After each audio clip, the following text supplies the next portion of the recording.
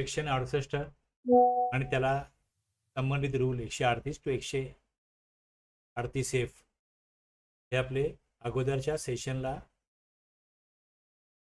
सांगून झालेले आहेत, शिकून झालेले आहेत. आता आपण नेक्स्ट सेक्शन जो आहे 69 त्याच्यावरती येतोय. सेक्शन 69 हा अटक करण्याचे अधिकार याबाबत तरतुदी त्यामध्ये केलेल्या आहेत. आपल्याला बघायचे आता सेक्शन 69 पॉवर टू अरेस्ट आणि पुढच्या एका मिनिटामध्ये आपण या सेक्शनला सुरुवात करू.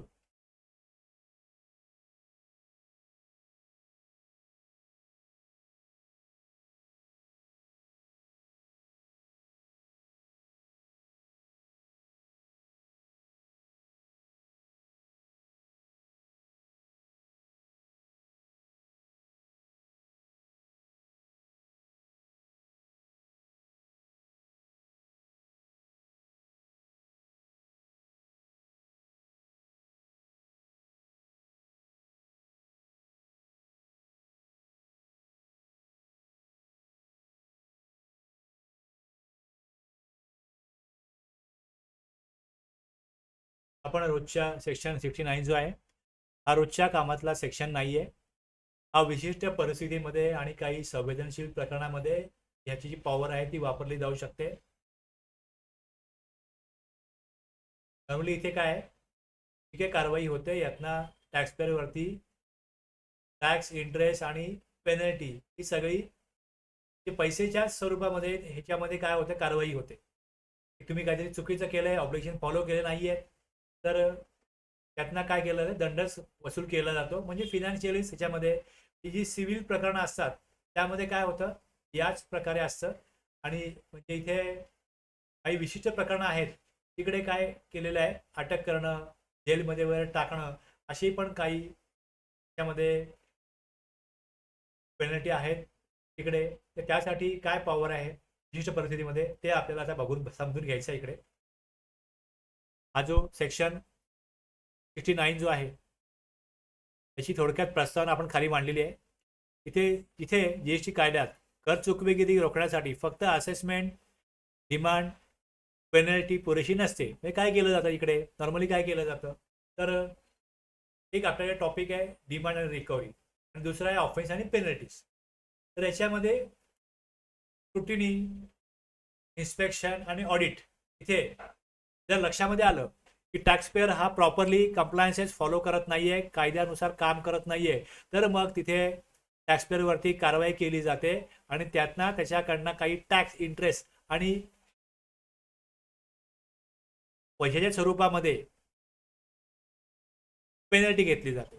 पण काही गंभीर आणि संवेदनशील प्रकरणांमध्ये तत्काळ आणि कठोर कारवाई करणं आवश्यक ठरतं. आणि अशा परिस्थितीमध्ये प्रॉपर ऑफिसरला अटक करण्याचा अधिकार जो आहे, म्हणजे प्रॉपर ऑफिसरला अटक करण्याचा अधिकार, अटक कोणाला करणार, टॅक्सपेअरला. 69 पॉवर टू अरेस्ट ही तरतूद करण्यात आलेली आहे. तर हा 69 जो आहे हा एक चालू आहे, इन्व्हेस्टिगेशन प्रोसेस चालू आहे.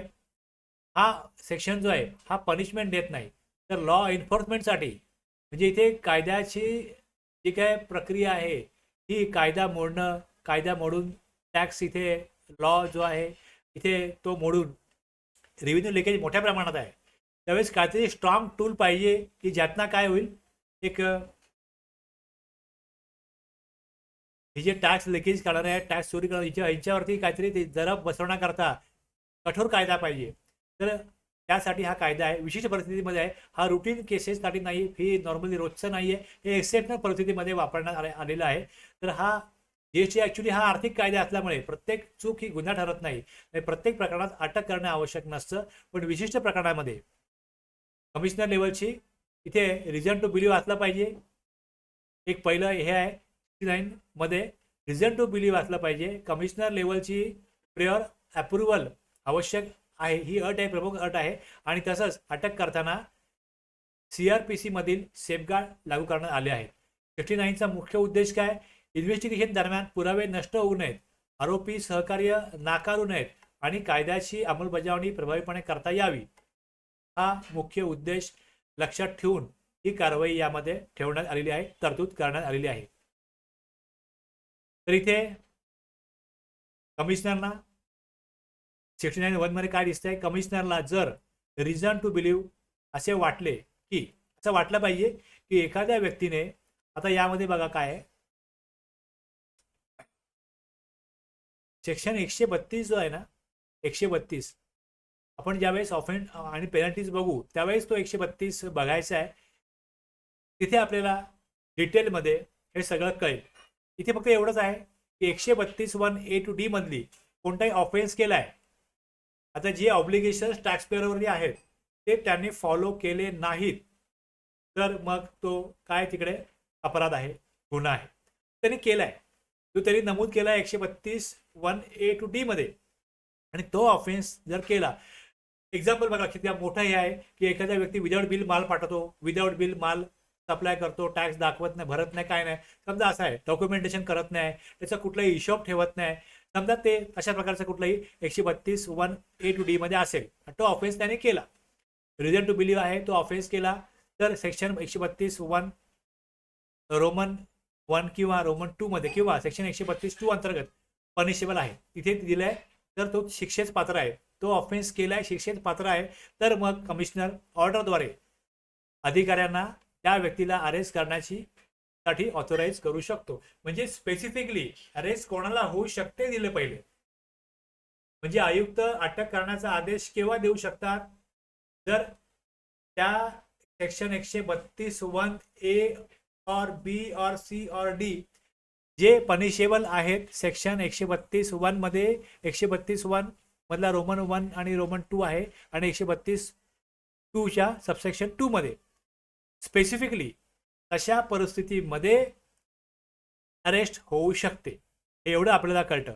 ऑर्डरद्वारे अरेस्ट केली जाऊ शकते. आता अरेस्ट स्टेट ऑफिसर करत नाही, कमिशनरची प्रिअर सॅटिस्फॅक्शन प्लस रिटर्न ऑथोरायझेशन आवश्यक आहे. तशी परिस्थिती आहे, तशी निकड वाटते आहे, तशी परिस्थिती आहे, तसे पुरावे आहेत, आणि तुम्ही ऑथोराइज करा.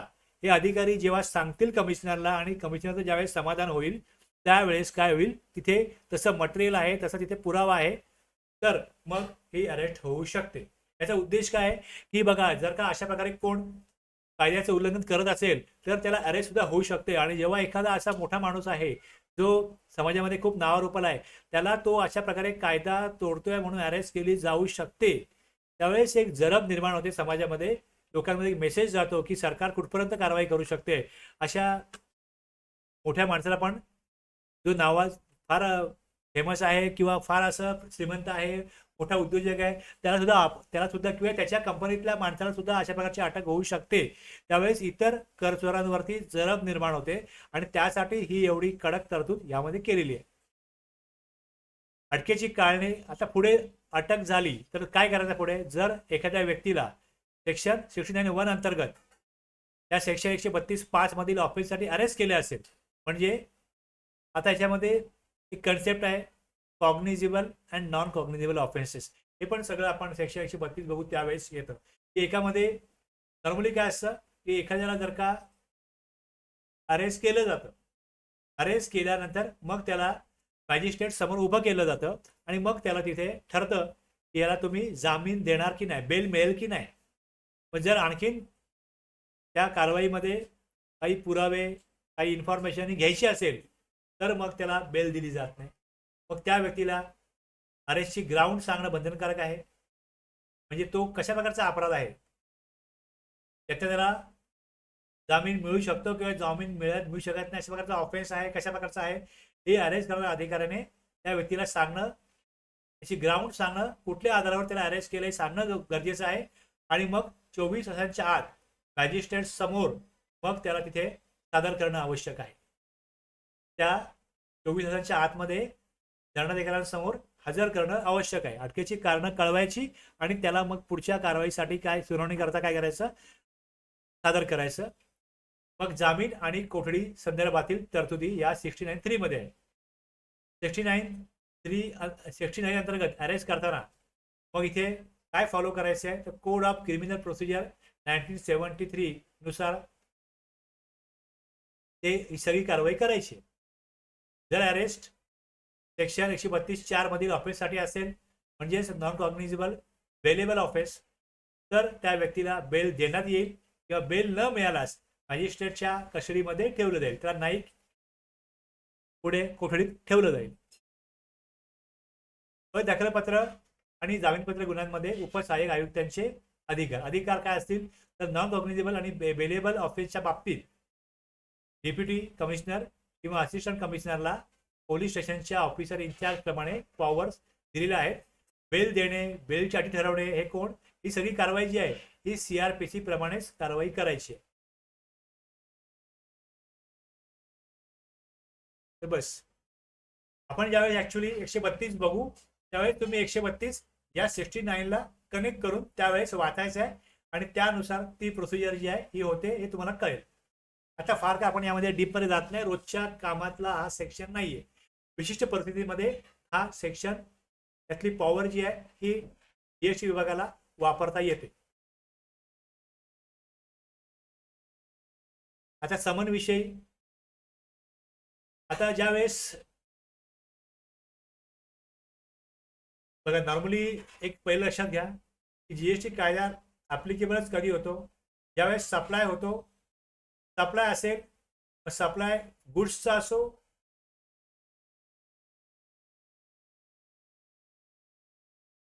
सप्लाय सर्व्हिसेसचा असो. हा जर टॅक्सेबल सप्लाय असेल तर त्यातनं GST कायद्यानुसार कर द्यावा लागतो. आता ह्याच्यामध्ये GST कायद्यामध्ये जर कर चुकवेगिरी जरी शोधायची आहे, त्यामधल्या फॅक्ट जे आहेत आणि जे प्रूफ आहेत हे जर गोळा करायचे आहेत, एखाद्या कर चोरी करणाऱ्या टॅक्सपेअर बद्दल माहिती घ्यायची आहे, तर त्यासाठी जी ट्रान्झॅक्शन्स ऍक्च्युअलमध्ये मार्केटमध्ये होतात, संबंधित व्यक्तीकडनं काही माहिती जर पाहिजे असेल तर मग प्रॉपर ऑफिसरला काही माहिती घ्यायची आहे, कोणाकडनं काही इन्क्वायरी करायची, चौकशी करायची आहे, जे अधिकार आहे. तर त्यासाठी काही व्यक्तींना बोलवणं, त्यांचं स्टेटमेंट घेणं, डॉक्युमेंट मागवणं, त्यांच्याकडनं काही स्पष्टीकरण घेणं, यासाठी हा सेक्शन 70 जो आहे हा एखाद्या प्रकरणामध्ये तुमच्याकडे काय माहिती मला माहिती द्या, डॉक्युमेंट द्या, साक्ष द्या, याकरता जो कायदेशीर लीगल अधिकार आहे, कायदेशीर डॉक्युमेंट द्यायचा आहे, तो हा जो लीगल डॉक्युमेंट आहे ह्याला म्हणतात समन, पॉवर टू समन. हे जे आहे, समन म्हणजे विनंती नाहीये, हा एक आदेश आहे. या आदेशानुसार संबंधित व्यक्तींना माहिती द्या, कागदपत्र द्या, याकरता बोलवलं जाऊ शकतं. आणि तो जो अधिकार आहे हा या सेक्शन 70 नुसार GST विभागाला मिळतो. एखाद्या व्यक्तीला ठराविक दिवशी, वेळेला, ठराविक ठिकाणी प्रॉपर ऑफिसर समोर हजर राहण्याचे आदेश दिले जातात.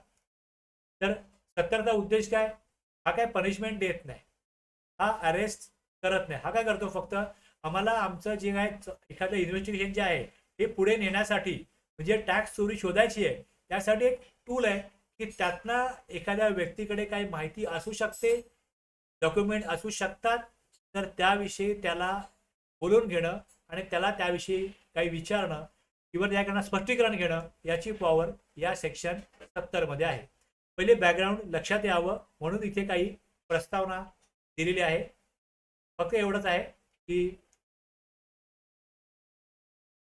इन्व्हेस्टिगेशन पुढे नेण्याकरता प्रॉपर ऑफिसर काही व्यक्तींना बोलवू शकतो. मग ऍक्च्युली तरतूद काय त्यामध्ये, सेक्शन 70(1) काय सांगतो, 70 मग पुढे 1A आहे आणि 70 सबसेक्शन 2 आहे. या 3 सबसेक्शन आहेत. यामध्ये फक्त 3च सबसेक्शन आहेत. यातना कशा प्रकारे हे पॉवर टू समन आहे हे काय. तर सबसेक्शन पहिला जो आहे यात एवढंच सांगितलंय, कोणत्याही व्यक्तीला समन्स बजावण्याचा POचा अधिकार आहे. आता हे समन्स कशा प्रकारे बजावायचं आहे, काय जबाबदारी आहे प्रॉपर ऑफिसरची, अधिकार पण आहे, जबाबदारी पण आहे. आवश्यक असेल की काय म्हटलंय, इन्क्वायरी चालू असताना ज्याची उपस्थिती आवश्यक आहे असे कोणतेही व्यक्ती समन करू शकतो, त्यांना समन करू शकतो. समन करण्याचा मागचा उद्देश काय आहे,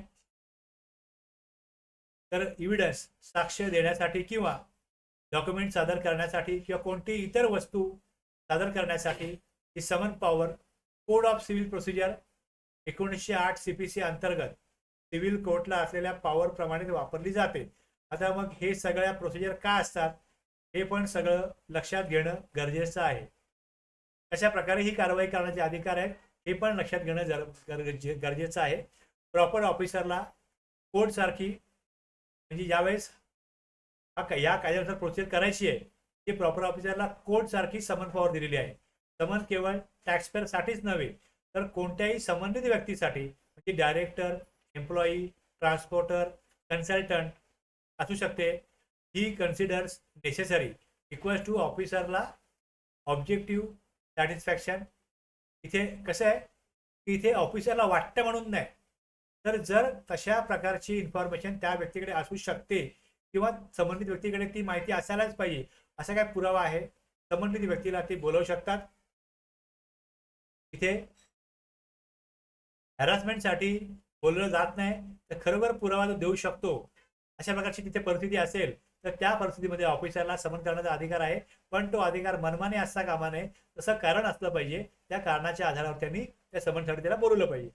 अशा प्रकारचं वर्डिंग तुम्हाला सेक्शनमध्ये दिसेल.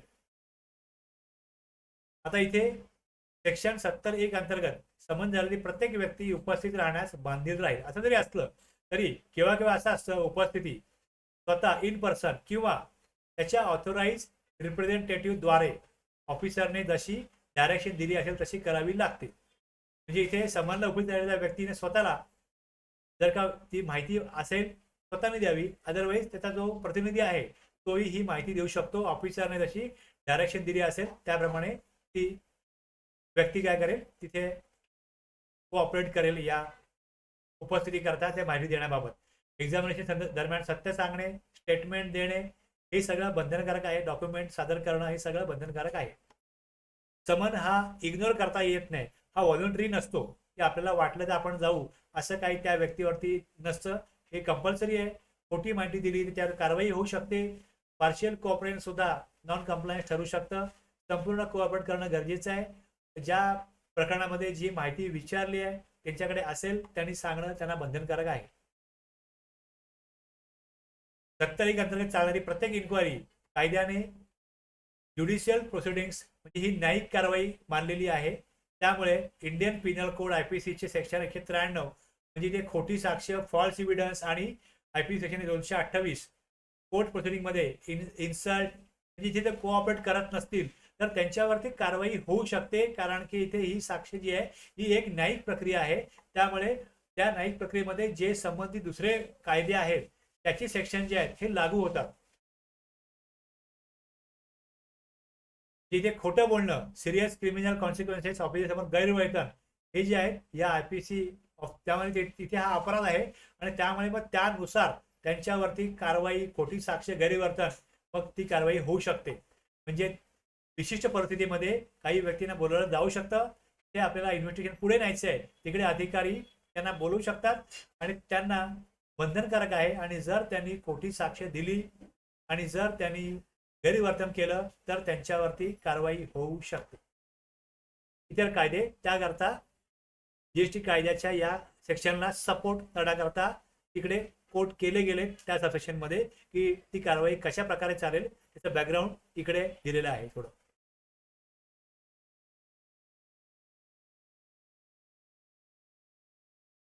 तर यात पण थोडं गाईडलाईन दिलेल्या आहेत बेस्ड ऑन सेक्शन 70 आणि इन्स्ट्रक्शन आहेत त्यामध्ये. GST investigation issued by CBIC हे कशा प्रकारे करावं हे यात दिलेलं आहे की समन फक्त इन्क्वायरी इन्व्हेस्टिगेशनसाठी आवश्यक असल्यासच इश्यू करावा. समन इश्यू करण्याआधी शक्य असल्यास पहिले लेटर, ईमेल, पोर्टल कम्युनिकेशनने माहिती मागवावी. समनमध्ये इन्क्वायरीचा स्पेसिफिक पर्पज स्पष्ट नमूद करावा. तुम्ही कशा करता बोलत आहे, कुठली माहिती तुम्हाला हवी आहे, कुठल्या प्रकरणात माहिती हवी आहे. योग्य व्यक्तीला समन करावा. एम्प्लॉई, अकाउंटंट, ट्रान्सपोर्टर याच्याकडे प्रत्यक्ष माहिती आहे अशा व्यक्तीला समन करावा. आणि समन प्रोसिडिंग दरम्यान सभ्य, डिग्निफाईड आणि रिस्पेक्टफुल वर्तन ठेवावं. हे ऑफिसरसाठी आहे. ऑफिसरने कशा प्रकारे त्याचं बिहेवियर असावं हे या इन्स्ट्रक्शन नंबर 3/2023 22-23 मध्ये दिलेला आहे. त्याच्या आधारावरती ही माहिती आपण या नोट्समध्ये टाकलेली आहे. स्टेटमेंट व्हॉलंटरी असावा, कोणताही दबाव ते त्यांना तुम्ही स्वइच्छेने त्यांनी चुकीची माहिती दिली त्यांच्यावर कारवाई होऊ शकते, पण त्यांच्यावर दबाव टाकू नये, त्यांच्यावर धमकी देऊ नये, त्यांच्या वगैरे कुठलाही असा प्रभाव टाकू नये. वेळ आणि ठिकाण रिजनेबल वर्किंग आवर्समध्ये बोलवावं आणि CRPC IPC इम्प्लिकेशन लक्षात घेऊन प्रॉपर रेकॉर्डिंग ऑफ स्टेटमेंट करावं. काय करू नये, कारण नसताना डायरेक्टर, MD, पार्टनर यांना थेट समन करू नये. एकाच विषयावरती वारंवार समन इश्यू करू नये. रात्री उशिरा ऑड आवर्समध्ये इथे स्टेटमेंट रेकॉर्ड करू नये. वेळेत सगळी कामं करा, योग्य प्रकारे हे सगळं काम व्हायला पाहिजे.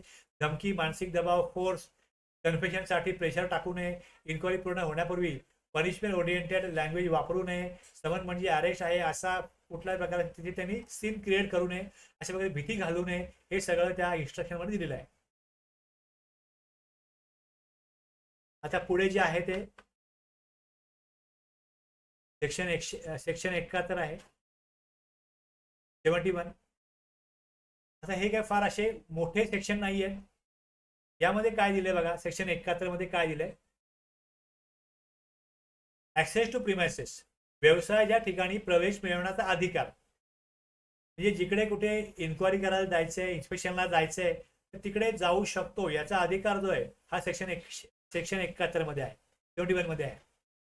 GST ऍक्ट अंतर्गत कोणताही ऑफिसर ज्याला प्रॉपर ऑफिसर कडून ऑथोरायझेशन अधिकृत केलेलं आहे आणि तो ऑफिसर जॉईंट कमिशनर पेक्षा कमी दर्जाचा असा ऑथोराइज कोण करू शकतं हे सांगितलेलं आहे. प्लस त्याला रजिस्टर पर्सनच्या बिझनेस प्रिमायसेसमध्ये प्रवेश करण्याचा अधिकार आहे. मुख्य सेक्शन मध्ये हे दिलेलं आहे, तो अधिकार आहे. त्याचा उद्देश कशासाठी, ऑडिट, स्क्रुटिनी, व्हेरिफिकेशन, चेक हे सगळं करण्यासाठी आहे. रेव्हेन्यूचं हित, इंटरेस्ट ऑफ रेव्हेन्यू सुरक्षित ठेवण्यासाठी हा ऍक्सेस दिलेला आहे. ऑफिसर खालील बाबी इन्स्पेक्ट करू शकतो. इन्स्पेक्ट काय करू शकतो, books of account, documents, computer program, software, digital data आणि त्या ठिकाणी उपलब्ध असलेली इतर संबंधित सामग्री जी आहे ही तपासणी करता येईल आणि त्याचा अधिकार या 71(1) मध्ये आहे. तर ही सुरुवात जी आहे सेक्शनची त्या प्रकारे आहे. एनी ऑफिसर अंडर दिस ऍक्ट, कोणाला अधिकार आहे हे सेक्शन सांगतो, कुठल्या स्तरावरच्या अधिकार आहे हे सेक्शन सांगतो.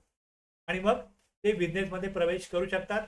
त्यांच्याकडे जर असा आदेश असेल तर ते प्रवेश करू शकतात आणि तो प्रवेश करण्याचा अधिकार हा सेक्शन 71(1) मधून येतो. मला 71 आणि 1 हे असे जेव्हा दिसतात तेव्हा थोडं माझं गडबड होते आणि मी 71(1) वाजता वाटण्याऐवजी 171 समथिंग असं माझ्याकडनं येते. थोडं आकड्यांमध्ये माझी गडबड होते, थोडं मला सांभाळून घ्या. आकडे मी इन्कम टॅक्स शिकवणं बंद केलं कारण की मला आकड्यामध्ये गडबड व्हायला लागली. इन्कम टॅक्स सगळं आकडे घेऊनच शिकवायला लागतं. GST मध्ये रूल 42-43 मध्ये थोडा आकड्यांचा संबंध येतो, मग तिकडे थोडा मी कॉन्शियसली ते रूल वगैरे सांगितले तुम्हाला, पण मला थोडा त्रास होतो आकडे बघितल्यानंतर, थोडी माझी गडबड होते. सेक्शन 71 सबसेक्शन 8 हा access to any place of registered person कशासाठी, म्हणजे कुठल्या ऑफिसर द्वारे कुठे कशासाठी हे सेक्शन 71 सबसेक्शन 1 सांगतो. Access to business premises to inspect books of account आणि डॉक्युमेंट. 71 कशा करता आहे, inspection for verification, search seizure नाही, फोर्सफुल एंट्री नाही, ऑथोरायझेशन मॅन्डेटरी आहे रजिस्टर पर्सनच्या प्लेस ऑफ बिझनेसचा. 71(2) मध्ये हे दिलंय, डॉक्युमेंट कुठली मागितली जाऊ शकतात. तर इथे 71(2) पर्सन इन्चार्जची जबाबदारी, बिझनेस प्रिमायसेसचा इन्चार्ज व्यक्ती जे ओनर असो, मॅनेजर असो, अकाउंटंट, ऑथोराइज पर्सन ऑफिसरने डिमांड केल्यास खालील रेकॉर्ड्स उपलब्ध करून देणे बंधनकारक. आता ज्यावेळेस डॉक्युमेंट कुठले पाहिजेत स्पेसिफिकली दिलं इकडे, एव्हरी पर्सन इन्चार्ज, इकडे ऍक्सेस आहे, ऑथोरायझेशन आहे, ते काय मागतील याची यादी इकडे दिलेली आहे. या यादीप्रमाणे काय आहेत डॉक्युमेंट जीएसटी कायद्यानुसार तयार केलेले किंवा मेंटेन केलेले, प्रॉपर ऑफिसरकडे डिक्लेअर केलेले. आता सेक्शन 35 सांगतो की डॉक्युमेंट कुठले असायला पाहिजेत आणि ते किती कालावधीपर्यंत मेंटेन केले पाहिजेत. सेक्शन 36 सांगतो. त्यानुसार जीएसटी कायद्यानुसार तुम्ही म्हणाल तर कायद्यामध्ये अकाउंट आणि रेकॉर्डसाठी तुम्हाला हे रूल आहेत 56, 57, 58 आणि सेक्शन बघाल. कायदा म्हटला का सेक्शन आणि रूल दोन्ही आले.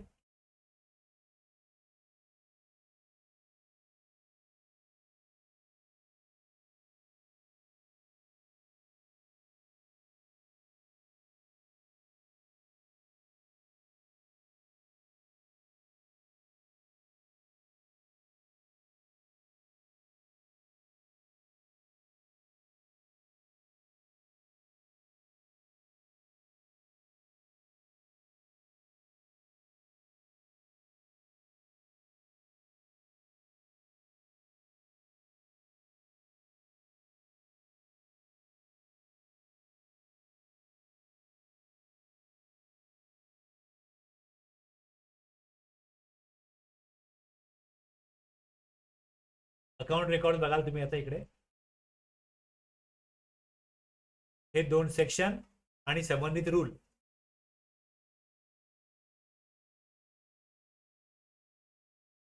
तयार केलेले, मेंटेन केलेले जीएसटी कायद्यानुसार प्रॉपर ऑफिसरकडे डिक्लेअर आणि रेकॉर्ड डिक्लेअर केलेले रेकॉर्ड्स. हे एक दिलंय, हे एक आहे, हे एक आहे. दुसरं ट्रायल बॅलन्स किंवा त्याच्या समतुल्य फिनान्शियल स्टेटमेंट. आता ज्या वेळेस आपण टॅली प्राईम पाहू त्यावेळेस तुम्हाला ट्रायल बॅलन्स काय आहे हे कळेल. त्यावेळेस तुम्हाला कळेल अकाउंटचा भाग आहे, profit and loss account, balance sheet, trial balance याचा काय संबंध आहे हे सगळं आपल्याला कळणं गरजेचं आहे. ॲन्युअल फिनान्शियल स्टेटमेंट, ऑडिट आवश्यक असल्यास ड्युली ऑडिटेड, हे सगळं डॉक्युमेंट्स इथे दिलेले आहेत. म्हणजे नक्की एक्झॅक्टली काय मागायचं आहे हे लक्षात घ्यावं लागतं. हे सगळं तुम्हाला अनुभवाने कळेल. जे करत असतील या कार्यामध्ये भाग घेत असतील त्यांना माहिती असेल आणि ज्यांना माहिती नसेल त्यावेळेस त्यांना हे माहिती होईल. हे माहिती करून घ्यावं लागेल. तुम्ही जसं सेक्शन वाचता तसं तसं तुम्ही ॲक्च्युली प्रॅक्टिकली डिपार्टमेंटला काय होतं हे थोडं माहिती करून घ्या, तर तुम्हाला तरतुदी कळतील.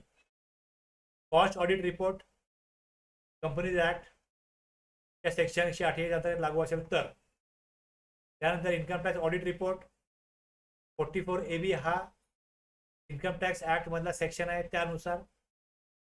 आणि any other relevant record scrutiny ऑडिटसाठी आवश्यक असेल तर हे जे आहे हे जर मागितलं त्यांच्याकडे, हे जर मागितलं याची मागणी केली, याची मागणी केली तर मग पुढे हे दिलेलं आहे यानुसार पुढे येतं. ऑफिसरने डिमांड केलेल्या दिवसापासून 15 वर्किंग डेजमध्ये वरील रेकॉर्ड सादर करणे आवश्यक आहे.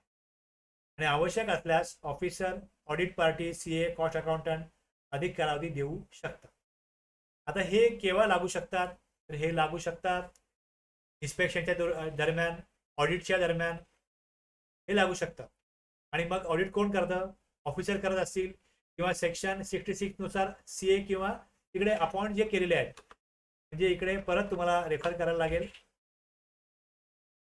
या 2 सेक्शनमध्ये. स्पेशल ऑडिट करणारे व्यक्ती मागतात टॅक्सपेअरकडे किंवा इथे जीएसटी ऑफिसर मागतात. एक सेक्शन जो होता तो कसला होता पहिले की तिथे 71(1) मध्ये ऍक्सेस टू प्रिमायसेस आहे आणि इथे रेकॉर्ड्स मागितले जातात. हे रेकॉर्ड्स मागितले जातात तर त्यांनी सेक्शन 65, 66च्या कारवाई दरम्यान मागितले असतील तर मग ते टॅक्सपेअरनी द्यायला पाहिजे 15 दिवसामध्ये. आणि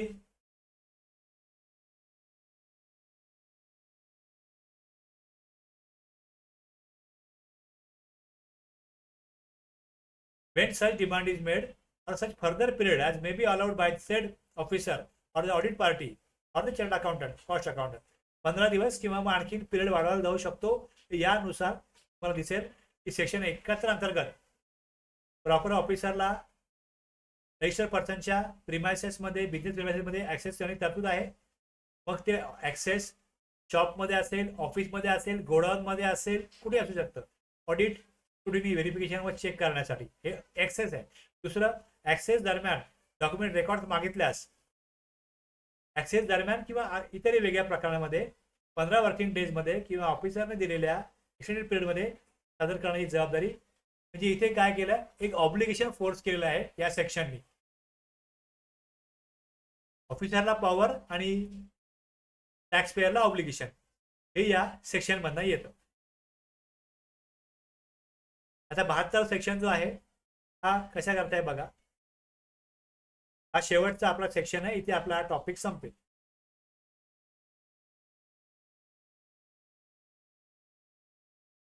officers to assist proper officer. आता या जीएसटी कायद्याची अंमलबजावणी करायची आहे, प्रभावीपणे करायची आहे. तर मग रेल्वेमध्ये असेल कारवाई, रेल्वेचे ऑफिसर, कस्टममध्ये असतात कस्टमचे officer, land revenue collection officer, कुठे जप्ती वगैरे आणायची असल्यास त्यांची मग गरज लागते. मग village officers, state tax officer, union territory officer. म्हणजे जीएसटी ऑफिसरने मदत मागितल्यास इतर विभागाचे सरकारी विभाग जे आहेत ते जीएसटी विभागाच्या अधिकाऱ्यांना काय करतील, सहकार्य करण्यास बांधील राहतील. त्यांच्यावरती बंधन टाकलेलं आहे या सेक्शननी 72(1) प्रमाणे.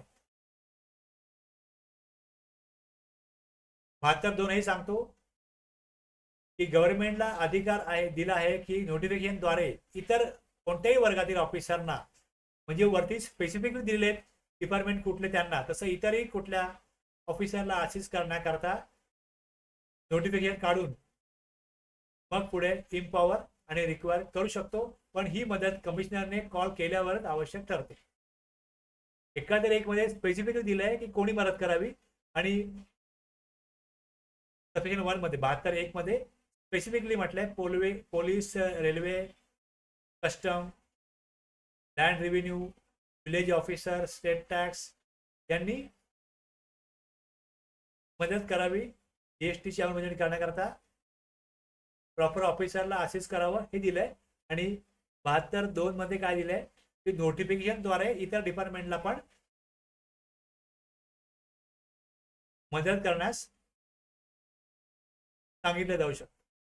तर इथे सेक्शन 72 कशा करताय, जीएसटी कायद्याची अंमलबजावणी करण्यासाठी इतर विभागातील प्रॉपर ऑफिसरला मदत करण्याकरता त्यांना तिथे बंधन घालण्यासाठी आणि कायद्याची अंमलबजावणी प्रॉपर करण्याकरता हा सेक्शन आहे.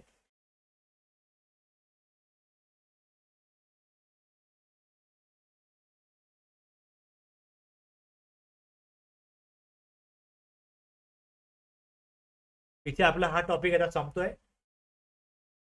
आता उद्या आपण नेक्स्ट टॉपिक जो आहे तो आपल्याला घ्यायचा आहे. आता पुढे बघा, इन्स्पेक्शन नंतर, ॲक्च्युली इन्स्पेक्शन नंतर डिमांड आणि रिकव्हरी आपल्याला घ्यायचा आहे. त्यानंतर मग लायबिलिटी टू पे हा जो आहे आणि मग पुढे ऑफेन्स आणि पेनल्टीज आहेत. हे 3 टॉपिक मी घेणार आहे. पण डिमांड आणि रिकव्हरीच्या नंतर जरी लायबिलिटी टू पे असला तरी तो आपण पहिले घेणार आहोत. म्हणजे डिमांड आणि रिकव्हरीमध्ये काय होतं की टॅक्सपेअरला नोटीस पाठवायची, शोकॉज नोटीस पाठवायची, ऑर्डर काढायची डिमांडची, हे सगळं त्यामध्ये आहे. पण ॲक्च्युली कोणावरती कारवाई करायची, कोण लायबल आहे, हे सगळं या सेक्शन 85 to 94 म्हणजे वेगवेगळ्या तिथे एंटिटीज असतात. कोणाची प्रोप्रायटरी फर्म आहे, पार्टनरशिप आहे, कंपनी आहे, त्यानंतर एखादं एज्युकेशन इन्स्टिट्यूट असेल, ट्रस्ट असेल, मग वेगवेगळ्या स्वरूपाच्या एंटिटीज असतात. मग त्यामध्ये जबाबदार कोण असतात, मग जबाबदार जे व्यक्ती असतात मग त्याच्यामध्ये नोटीस ऑर्डर कोणाच्या नावाने काढायची, कोण लायबल असेल टॅक्स द्यायला, यासाठी स्पष्टता असण्यासाठी हा सेक्शन महत्त्वाचा आहे. त्यामुळे आपण हा पहिले बघणार आहोत. उद्या आपण हा घेणार आहोत. याच्या नोट्स मी ऑलरेडी शेअर केलेल्या आहेत व्हॉट्सअप ग्रुपमध्ये, त्या तुम्ही बघा. उद्या तयार राहा या सेक्शनसाठी, या चॅप्टरसाठी. चॅप्टर 16 जो आहे liability to pay in certain cases हा आपण उद्या बघू. यामध्ये हे 85 to 94 सेशन्स पहिले बघू आणि त्यानंतर डिटेलमध्ये, म्हणजे मलाही शिकवायला आवडतो आणि तुम्हालाही शिकायला आवडेल, इंटरेस्टिंग, मग डिमांड रिकव्हरी आहे. तर हा आपला नेक्स्ट वीकमध्ये जाईल. उद्या आपण पहिल्यांदा liability to pay in certain cases हा जो चॅप्टर आहे हा पहिले बघू, मग डिमांड रिकव्हरी बघू आणि त्यानंतर ऑफेन्स आणि पेनल्टीज बघू. असा आपला सिक्वेन्स असेल. राकेश सर, तुळशीराम सर, इथे आपण आजचा क्लास थांबवूया आणि उद्या आपण नेक्स्ट टॉपिक जो आहे तो आता सुरू करू. कमी वेळामध्ये आजचं आपलं हे सेशन संपत आहे, त्यामुळे इथे मी थांबवू इच्छितो. इथे आपण आजचा क्लास एंड करू.